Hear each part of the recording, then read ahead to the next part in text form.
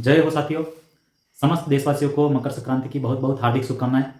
मकर संक्रांति मनाने के पीछे क्या क्या कारण है महत्वपूर्ण, उसके ऊपर अपन चर्चा करेंगे 2 मिनट। दोस्तों, आपको पता होगा कि इसके दो नाम हैं, एक है मकर संक्रांति और दूसरा हम कहते हैं उसको उत्तरायण। आज के दिन से सूर्य मकर राशि में प्रवेश करते हैं, इसी कारण से इसको मकर संक्रांति के नाम से जाना जाता है। हमारे पौराणिक ग्रंथों के अनुसार हम मानते हैं कि सूर्यदेव जो हम भगवान के रूप में मानते हैं, उनकी जो गति है वह आज के दिन से उत्तरायण यानी कि उत्तर दिशा की ओर गतिमान होती है, इसीलिए इसको उत्तरायण के नाम से भी जानते हैं। ऐसा भी माना जाता है कि आज ही के दिन यानी कि उत्तरायण या फिर मकर संक्रांति के दिन ही भीष्म पिता ने अपने प्राणों का त्याग किया था, क्योंकि यह जो घड़ी है मोक्ष के लिए सर्वोत्तम घड़ी मानी जाती है। ऐसा माना जाता है कि यह जो पर्व है वह पिता पुत्र के मिलन का पर्व माना जाता है, कि भगवान सूर्यदेव अपने पुत्र शनिदेव को मिलने के लिए उनके घर पर प्रस्थान किए थे और वहां पर जाकर के पिता पुत्र का मिलन हुआ था। ऐसा भी माना जाता है कि इस दिन गंगा मैया ऋषि भागीरथ के पीछे पीछे चल करके सागर में सम्मिलित हुई थी, और उसके पीछे और कारण है जो हम वैज्ञानिक तौर पर भी पढ़ेंगे। कि जैसे कि हम मानते हैं कि यहां पर मैंने बताया है, देखो कि इस प्रकार मैंने एक पृथ्वी का आकार बनाया है कि यह हमारा पूरा संसार जिसको हम कहते हैं पृथ्वी हमारा ग्रह है, और ग्रह के अंतर्गत हम देखते हैं कि यहां पर इस प्रकार की लाइनें जो बनाए रखी है मैंने कि 23.5 डिग्री, 0 डिग्री और 23.5 डिग्री, यह उत्तर दिशा, यह दक्षिण दिशा, यह पूर्व दिशा तथा यह पश्चिम दिशा।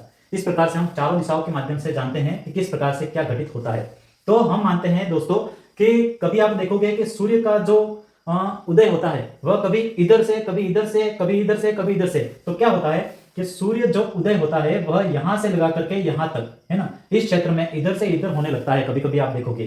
तो हमारा भारत जो है दोस्तों, यहां पर इस रेखा के बीचों बीच यह भारत को लगभग बीच में से ये क्रॉस करती है। तो इसका मतलब यह है कि जो भारत है वह पूर्णतः कौन सी दिशा में है? उत्तरी दिशा में है, यानी कि उत्तरी गोलार्ध, यह उत्तरी गोलार्ध है, यह दक्षिणी गोलार्ध है। तो हमारा जो भारत देश है कौन से गोलार्ध में स्थित है? उत्तरी गोलार्ध में स्थित है। और इन रेखाओं को क्या कहते हैं? तो इन रेखाओं को हम कहते हैं, जैसे कि यह 23.5 डिग्री जो दक्षिणी अक्षांश रेखा, यह है अक्षांश रेखा, इस प्रकार होती है देशांतर रेखाएं। तो अक्षांश रेखाएं जो है तीन महत्वपूर्ण जो हम मानते हैं कि 23.5 डिग्री उत्तरी अक्षांश रेखा, 0 डिग्री भूमध्य रेखा और फिर 23.5 डिग्री जो है दक्षिणी अक्षांश रेखा। और इसको हम क्या मानते हैं? हमने इसका नामकरण हमारे पृथ्वी के अंदर जो भी तीन रेखाएं हैं और नीचे वाली जो रेखा है उसको हम कहते हैं मकर रेखा। यह जो रेखा है इसको क्या कहते हैं? भूमध्य रेखा। और 23.5 डिग्री उत्तरी अक्षांश रेखा जो है मैंने उधर लिख रखा है, इसको हम कहते हैं कर्क रेखा। यह कर्क रेखा भारत के लगभग बीच में से गुजरती है, और यह जो रेखा है इसके अंतर्गत लास्ट देखो अपन के सूर्योदय जो होता है यहां तक लास्ट होता है, और उसके बाद में यहां तक लास्ट होता है, कभी इधर से कभी इधर से, इस प्रकार से सूर्य गतिमान होता है। तो सूर्य का उदय जब यहां पर होता है तो यहां से सूर्योदय होने के कारण से भारत में अधिकतम तिरछी किरणें पड़ने लगती हैं। तो इस कारण से यहां पर क्या हो जाता है? शीतकाल प्रारंभ हो जाता है। मतलब कि जब सूर्य का उदय यहां से होने लगता है, भारत के क्षेत्र में कौन सी ऋतु चलती है?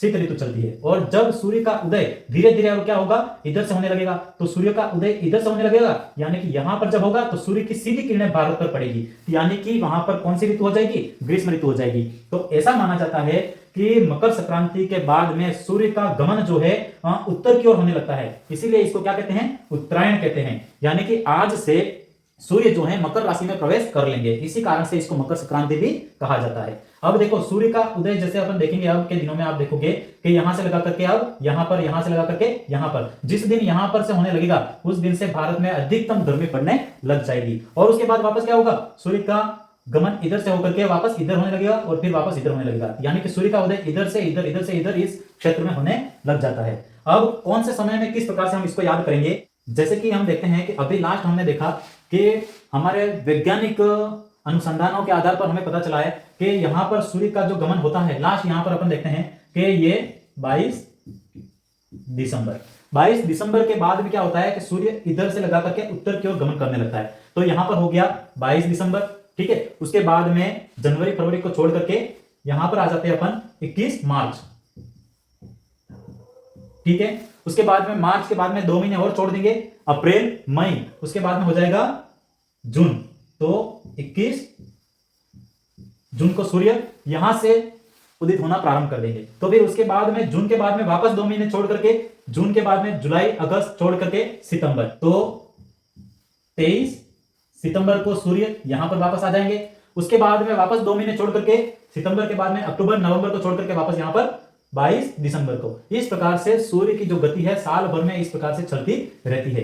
22 दिसंबर, 21 मार्च, 21 जून, 23 सितंबर और 22 दिसंबर। सूर्य जो है 21 जून को कर्क रेखा पर बिल्कुल लंबवत चमकता है। 21 जून को जो है बड़ा दिन माना जाता है। उसके बाद में सूर्य की गति वापस देखेंगे अपन 2 महीने के बाद में सितंबर में 23 सितंबर को, और उसके बाद में 22 दिसंबर का दिन जो होता है बिल्कुल सबसे छोटा दिन माना जाता है। तो 21 जून सबसे बड़ा दिन, 22 दिसंबर सबसे छोटा दिन माना जाता है। अब इस प्रकार से सूर्य की गति चलती रहती है और साल भर में यह प्रक्रिया घटित होती रहती है। लेकिन यहाँ पर ये जो रेखाएं हैं मैंने इस प्रकार से थोड़ी तिरछी बना रखी है दोस्तों, बिल्कुल इस प्रकार से नहीं रखी है। तो इसका क्या कारण है कि हमारी जो धरती है वह लगभग कितना 23.5 डिग्री, अपन माने कि 23.5 डिग्री क्या है, झुकी हुई है। इस कारण से क्या होता है कि यहाँ वाला जो क्षेत्र है बिल्कुल इधर वाला और इधर नीचे अपन देखते हैं, इसको कहते हैं उत्तरी गोलार्ध, इसको कहते हैं दक्षिणी गोलार्ध। तो बिल्कुल दक्षिणी ध्रुव जो है वहां पर अपन देखते हैं कि यहाँ के क्षेत्र में आप देखोगे कि बिल्कुल दिन रहता है और आधे क्षेत्र में देखोगे आप कि 6 महीने क्या होती है,